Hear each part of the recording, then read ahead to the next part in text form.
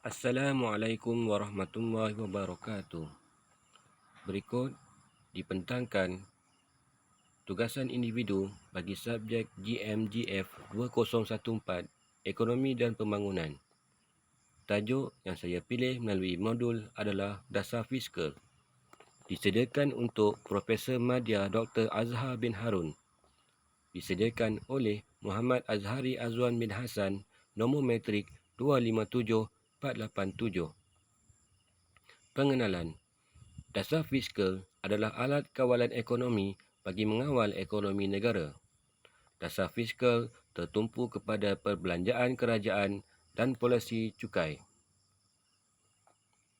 Peranan dasar fiskal ialah mengawal dan merangsang pertumbuhan ekonomi negara.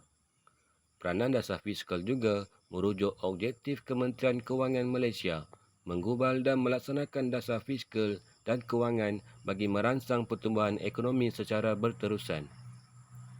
Sejarah dasar fiskal. Menurut kamus Merriam-Webster, bakul atau perbendaharaan. Dari segi Rom kuno, dasar fiskal ialah perbendaharaan yang dikawal selia oleh pemerintah pada zaman itu. Wang yang dipungut dari suatu kawasan akan disimpan dalam suatu bakul sebelum diserahkan kepada pemerintah. Kini, dasar fiskal dilaksanakan dan dikawal selia oleh kerajaan atau kementerian yang berkaitan. Jenis-jenis polisi dalam dasar fiskal. Terdapat dua jenis. Yang pertama ialah dasar pengembangan expansionary policies yang lebih sesuai dan efisien untuk menangani krisis kemelesetan ekonomi. Yang kedua ialah dasar pengucupan contractionary policies membendung dari mengalami inflasi ekonomi. Prinsip dasar dalam kewangan. Dasar fiskal. Yang pertama, dasar fiskal memberikan tata cara ekonomi sesebuah negara. Yang kedua, dasar fiskal merupakan satu kedudukan ekonomi sesebuah negara. Yang ketiga, dasar fiskal mentadbir struktur perpajakan negara. Dan yang keempat, dasar fiskal berkisar program ekonomi kerajaan.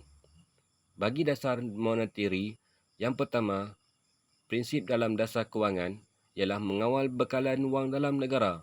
Yang kedua, tumpuan kepada strategi bank. Yang ketiga, membantu menstabilkan ekonomi negara. Yang keempat, menetapkan program bank utama negara. Contoh yang dapat diberikan ialah pada belanjawan tahunan negara bagi tahun 2022 ialah sebanyak ringgit Malaysia 332.1 bilion ringgit. Bagi belanjawan tahunan negara bagi tahun 2021, ringgit Malaysia 322.5 bilion. Perubahan amount belanjawan dipengaruhi dasar fiskal dan dasar monetary. Penutup.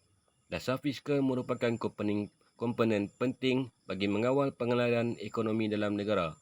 Dasar fiskal juga adalah asas kepada perangkaan belanjawan tahunan negara. Dan penilaian yang baik dalam dasar fiskal menerusi belanjawan tahunan melambangkan kejayaan sesebuah negara. Sekian, terima kasih.